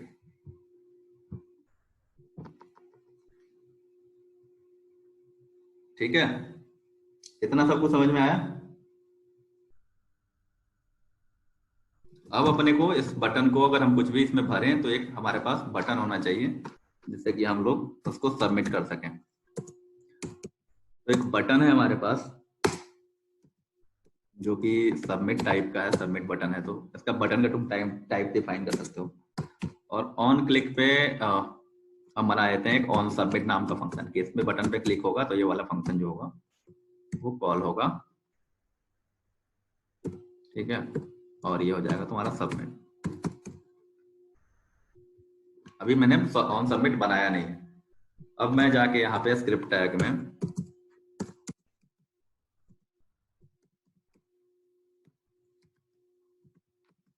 ये फंक्शन ऐड करूंगा और एक ऑन सबमिट नाम का फंक्शन बनाऊंगा।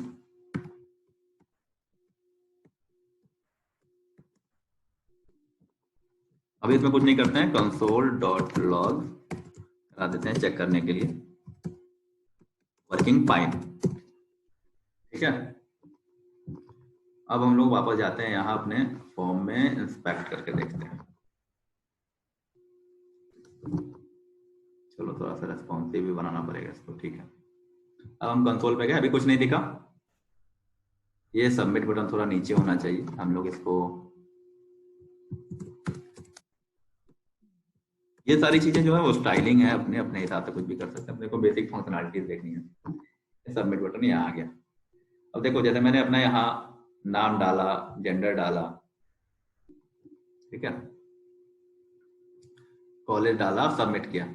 अभी मैंने कुछ नहीं किया था, बस वर्किंग फाइन लिखा था, तो यहाँ कंसोल पे वर्किंग फाइन वो आ गया। अब अपन क्या करते हैं,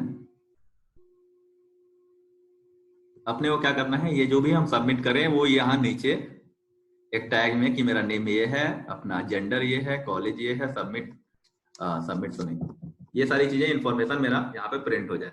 तो उसके लिए भी एक कंटेनर बनाना पड़ेगा अपने को, जो कि इनिशियली क्या रहेगा,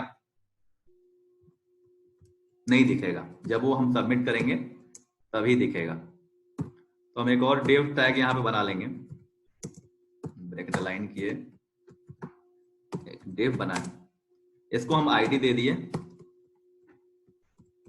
सबमिटेड डेटा करके।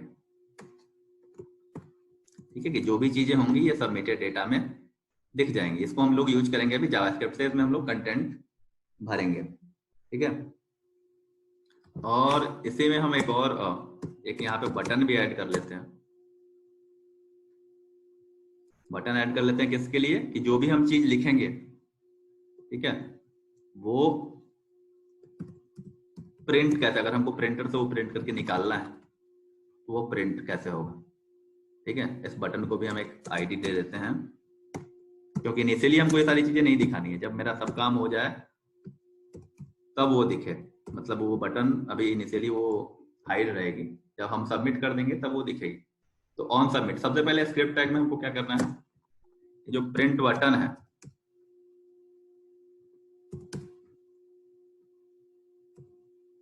ठीक है, PRNTBTN, dot style dot display.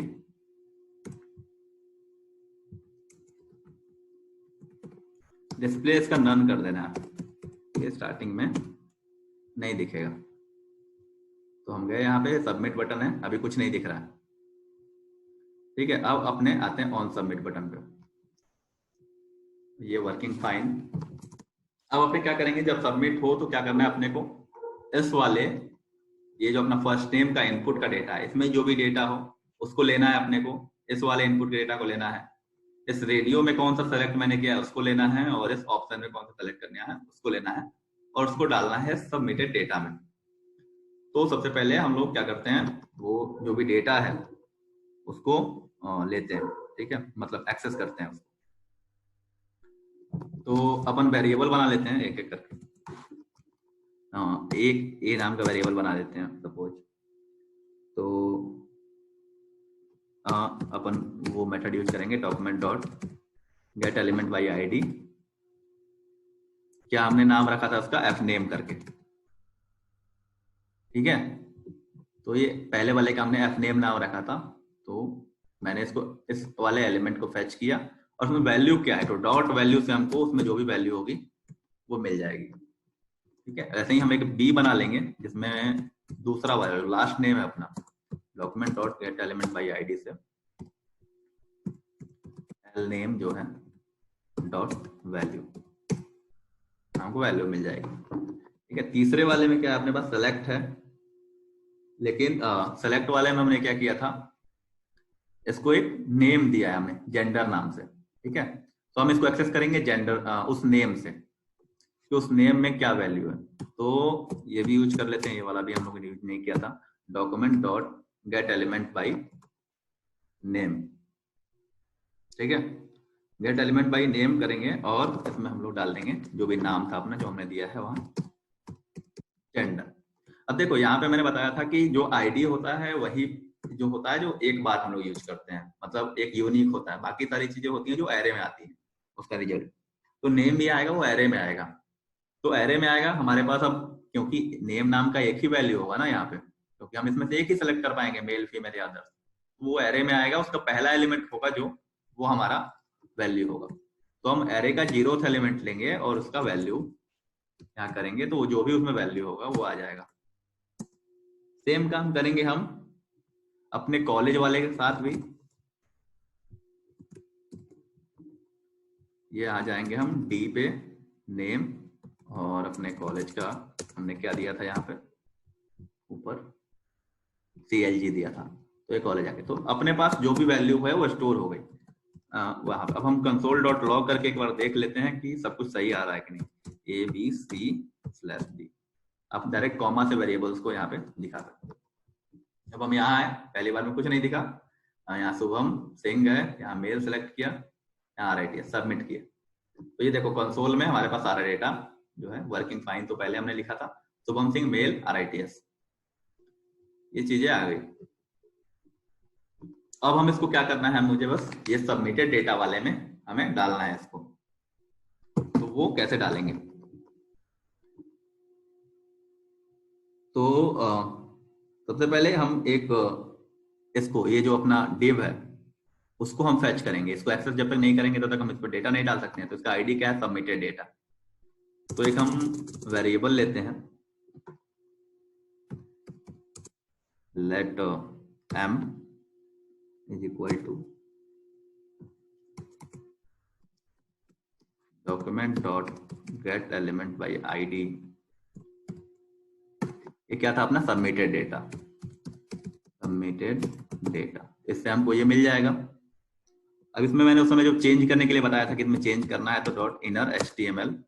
अब हम यहाँ पे टेक्स्ट भी डाल सकते हैं और कुछ भी डाल सकते हैं, तो टेक्स्ट लगा के चेक करते हैं जब कि वर्किंग फाइन है कि नहीं, वर्किंग फाइन। तो जैसे ही वो बटन क्लिक होगा इसका इनर HTML चेंज होकर वर्किंग फाइन आ जाना चाहिए।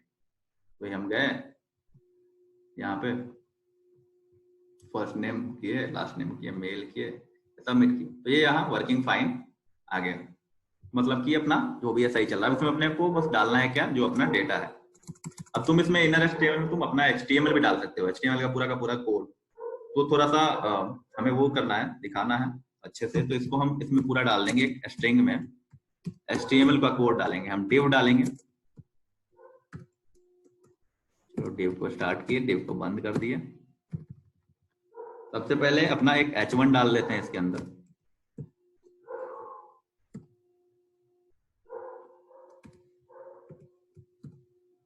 ठीक है, h1 में सबसे पहले रहेगा नेम।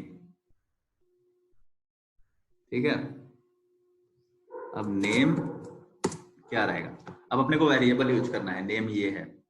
तो जैसे तुम बाकी सारे लैंग्वेज में भी करते हो कि प्लस करके अपन स्ट्रिंग को ऐड करते हैं दूसरे स्ट्रिंग से, तो यहाँ पे हम ये वाला स्ट्रिंग बंद कर देंगे और प्लस कर देंगे, अपना ए रहेगा, ये मतलब जी जो भी फर्स्ट नाम है वो यहाँ आएगा, और फिर प्लस करोगे और ये h1 यहाँ से हो जाएगा। ठीक है, चलो फर्स्ट नेम कम से कम आ रहा है कि नहीं ये हम लोग देख लेते हैं एक बार, और वो भी h1 में। यहाँ गए हम, ये किए सबमिट किए, क्योंकि अभी हमने ये एक्चुअली में इसका CSS थोड़ा सा वो है, तो ये नेम तो आ गया। इसका डिस्प्ले हम लोग को वो करना पड़ेगा, ये सबमिटेड डेटा पे हम जाते हैं,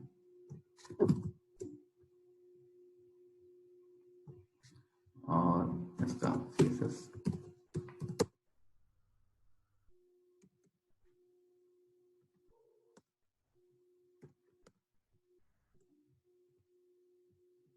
इसको थोड़ा छोटा कर देते हैं, H3 कर देते हैं।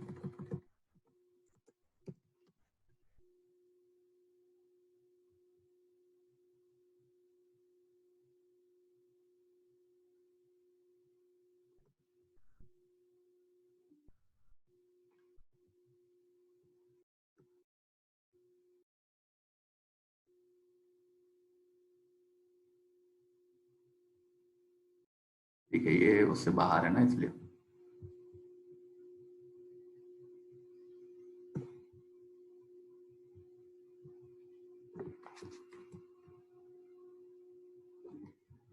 एक मिनट, इसको मैं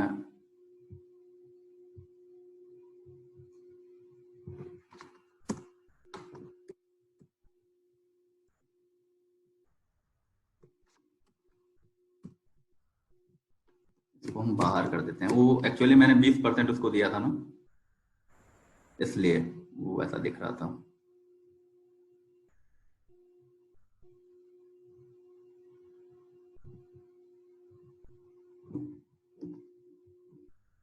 चलो ये सब चीजें जो है वो तो स्टाइलिंग की चीजें हैं, वो अपना चलते रहेगा।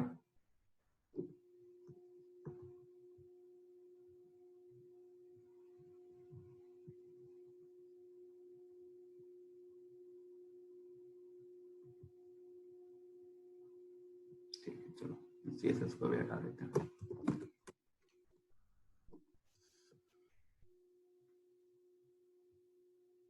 ठीक है, अब हम गए यहाँ पे,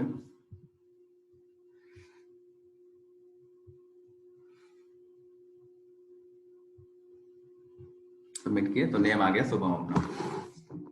अब अपने को ऐसे ही करके सारा नाम लाना है।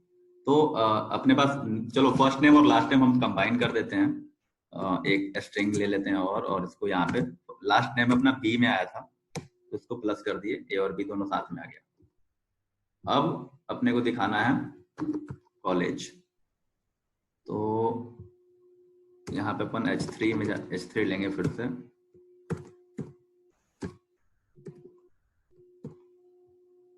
ठीक है, इसमें लिखेंगे हम कॉलेज, तो बंद करेंगे, अपने को वेरिएबल डालना है, तो अपना D में था कॉलेज और फिर ये अपना एक स्ट्रिंग बन गया। ठीक है, इसमें कॉलेज आ गया। अब अपने को एक और बचा लास्ट, जेंडर डालना है,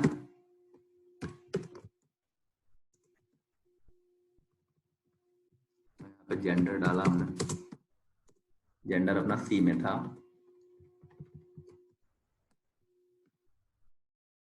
C आया। ठीक है, तो ये अपना मैंने बस ये वेरिएबल और उसको HTML में कंबाइन किया कि ये जेंडर में क्या दिखेगा, ये सब में क्या दिखेगा।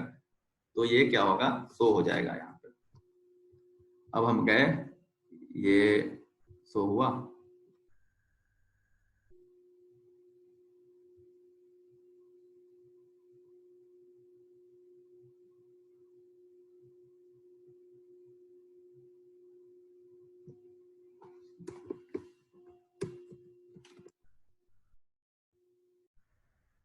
अब अपन इसमें नाम भरते हैं। शुभम सिंह हो गया, ये मेल, सबमिट किया।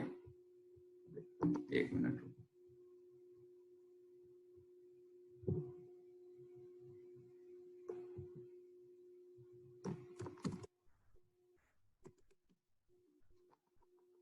ठीक है।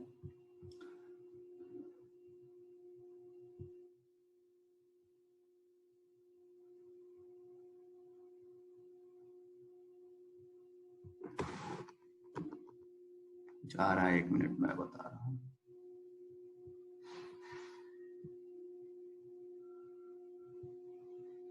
एक्चुअली हमने यहाँ पे वो वाला टैग हटा दिया था, बॉडी बंद होगा ना।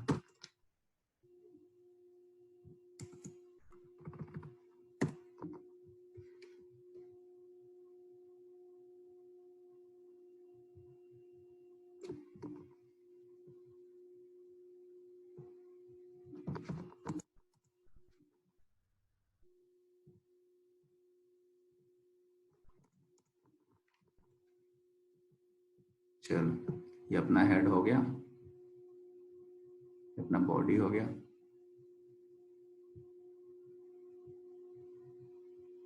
अपना स्क्रिप्ट हो गया, तो फाइन है, ठीक है। अब अपन गए यहाँ, इसको राइट साइड में कर लेते हैं। ये शुभम सिंह हो गया, मेल हो गया, और ये RITS ये अपना आ गया। अब अपने को क्या करना है, यहाँ पे ये जो बटन था अपने बॉडी में, ये बटन हम लोगों ने क्या किया था, इनिशियली इसको डिस्प्ले नन कर दिया था, मतलब ये नहीं दिखेगा। लेकिन अब जो अपना कंटेंट आ गया है, तो अब ये बटन दिखना चाहिए, मतलब जैसे ही कंटेंट आए उसके बाद वो बटन दिखने लगे, ताकि हम उसको प्रिंट कर सकें। तो हम यहाँ गए, अब जैसे सब कुछ हो गया, अब प्रिंट बटन को हम नन से क्या कर देंगे, ब्लॉक कर देंगे। अब गए यहाँ पे, पहली बार में नहीं दिख रहा है, ये भरा, ये किया, ये सबमिट किया, ये आया, प्लस प्रिंट बटन आ गया। अभी प्रिंट पे क्लिक करेंगे, कुछ नहीं होगा, क्योंकि हम लोगों ने इसमें कोई भी फंक्शनलिटी जो है वो नहीं डाला हुआ है। तो एक प्रिंट बटन के लिए भी हम लोग फंक्शनलिटी बना लेते हैं, छोटा सा कोड है जो कि वो उसको प्रिंट कर दे। अब इसको मैंने ऑन क्लिक पे एक फंक्शन बना लिया। कैसा फंक्शन है, प्रिंट नाम का, प्रिंट कंटेंट, सपोज ये प्रिंट कंटेंट नाम का बना लिया, और इस प्रिंट कंटेंट को अब मैं डिफाइन कर दूंगा। यहाँ पे ऑन सबमिट है, यहाँ पे मैं प्रिंट कंटेंट बना लूंगा।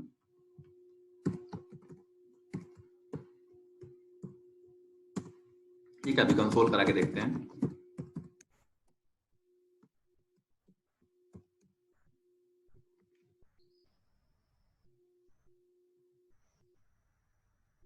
यहाँ पे गए, ये फिल किया मैंने, ठीक है। अब प्रिंट पे क्लिक किया मैंने, तो ये प्रिंट वर्क कर रहा है। अब इसको कराना है हमें प्रिंट। तो प्रिंट के लिए अपने पास एक सिंपल छोटा सा कंटेंट है, जैसे कि जो भी सबमिटेड डेटा है, अब हमको पता है कि जो भी इसमें जो भी डेटा है उसको हमको यूज करना है, एक्सेस करना है, तभी हम प्रिंट करा पाएंगे उसको। तो हम एक वेरिएबल बना देंगे कंटेंट नाम का, कुछ भी ले सकते हो। उसमें क्या करोगे तुम, document dot get element by ID, क्या रहेगा वो, सबमिटेड डेटा एक्सेस करना है मुझे, तो वो उसका ID यूज करना पड़ेगा। सबमिटेड डेटा हमने ले लिया, और उसका इनर HTML ले लिया। जो भी HTML जो भी कंटेंट है उसमें, वो हमने फेच करके इस कंटेंट वाले फोल्डर में डाल दिया।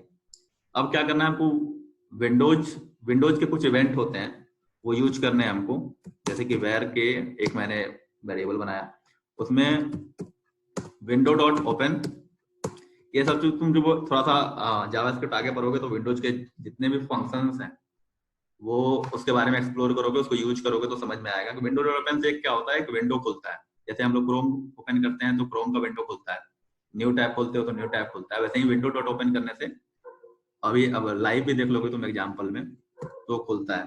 ठीक है, इसमें कुछ पैरामीटर्स जाते हैं, तो अभी हम इसको एम्प्टी रखेंगे और इसको थोड़ा सा हम लोग हाइट विड्थ दे देते हैं, हाइट सपोज देते हैं 500 और विड्थ पे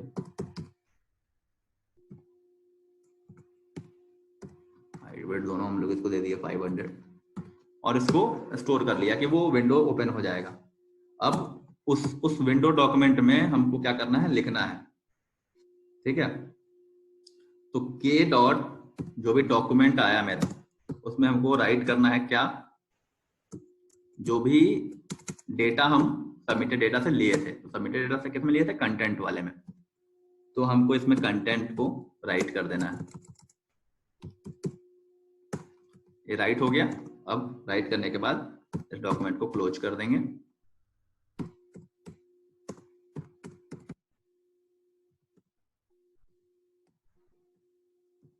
ठीक है, अब सिंपल सा है, इसी के को हमको प्रिंट करा लेना है ताकि जो भी है वो प्रिंट हो जाए। एक छोटा सा 4-5 लाइन का कोड है जिससे कि तुम जो भी चीज है उसको प्रिंट करा सकते हो। अब अपन आए, सिंपल फाइनल है, ये आए मेल, इसमें RITS लिखे सबमिट किया। अभी अपना शुभम सिंह RITS मेल जो भी था आपने H3 में लिख दिया, इसको प्रिंट कराए तो देखो एक विंडो खुल गया 500 बाई 500 का। अब इसमें ये सारा डेटा आ गया।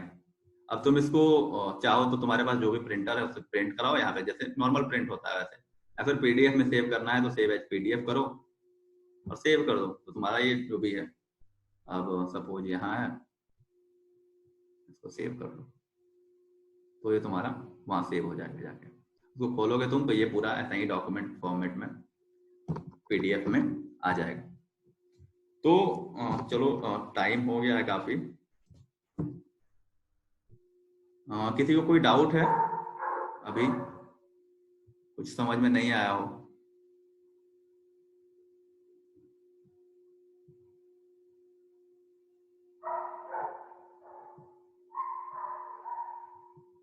ये एक्चुअली एक 1.5 घंटे का ही सेशन था, तो इसमें काफी कुछ जो है, मतलब डिटेल्स तो नहीं हो पाएगी, जावास्क्रिप्ट बहुत बड़ा टॉपिक है, इसको तुमको कम से कम अगर अच्छे से करना है बेसिक्स और एडवांस तो 1.5-2 महीने का टाइम तो तुमको लगेगा, अगर प्रैक्टिस से अच्छे से करना है तो। ये प्रिंट वाला पार्ट एक बार बता दीजिएगा। अच्छा, लक्षित ने बोला, ठीक है। देखो सिंपल, तुम्हें बटन तक वो समझ में आ गया कि ये आ गया, अब प्रिंट करवाना है हमको। तो हमको प्रिंट करवाने के लिए क्या चाहिए, जो कंटेंट हमको प्रिंट करवाना है वो चाहिए मुझे। तो मैंने पहले बताया था कि कोई भी चीज अगर है, एलिमेंट है, तो उसका जो भी डेटा है उसको लेने के लिए हम आईडी का यूज करते हैं, और आईडी में इनर HTML जो होता है यूज करते हैं। सबसे पहले हमने क्या किया, कंटेंट में इस आईडी का जो सबमिटेड डेटा नाम का आईडी है उसका HTML लिया, जो कि हमने यहाँ पे सेट किया था document.getElementById से H3 में। ये सारी चीजें मैंने इसके इनर HTML में ले ली, तो कंटेंट जो हमारा है वो सेव हो गया, जो भी था, जो आया था वो। अब मैंने क्या किया, कुछ प्रिंट कराने के लिए हम लोग विंडोज का यूज करते हैं, विंडो का। तो विंडो में एक प्रॉपर्टी होती है ओपन करने की, जो कि एक पॉपअप ओपन होगा जिसमें तुम्हारा जो भी कंटेंट होगा वो दिखेगा। तो विंडो डॉट ओपन से मैंने ये पोजीशन देने के लिए होता है, तो इनिशियल पोजीशन मैंने रख दिया अभी, और हाइट है और विड्थ है, मैंने इसको हाइट और विड्थ दे दिया 500, कुछ भी दे सकते हो तुम चाहो तो। उसके बाद मैंने क्या किया, उसी विंडो पे, उसी विंडो के डॉक्यूमेंट पे मैंने राइट किया क्या, कंटेंट, जो मैंने यहाँ पे सेट किया था वो कंटेंट सेट हो गया। सेट होने के बाद मैंने फिर उसको डॉक्यूमेंट ओपन किया था मैंने यहाँ पे, तो उसको क्लोज कर दिया। क्लोज करने के बाद मैंने सीधे एक प्रिंट फंक्शन होता है, उस फंक्शन को चला दिया, तो वो प्रिंट हो गया। तो मैंने जैसे ही यहाँ किया तो ये पॉपअप खुला और ये अपना प्रिंट वाला, फिर विंडो का प्रिंट जो है वो चलने लगा। तुम्हारा काम हुआ था वो, अब जिसको प्रिंट करो, PDF करो, गूगल ड्राइव में सेव करो, और भी बहुत सारी चीजें हैं यहाँ पे, ऑप्शन तुमको मिल जाएंगे। तो ये सारा काम विंडोज करता है। उसके बाद तो अपने को इतना ही करना था।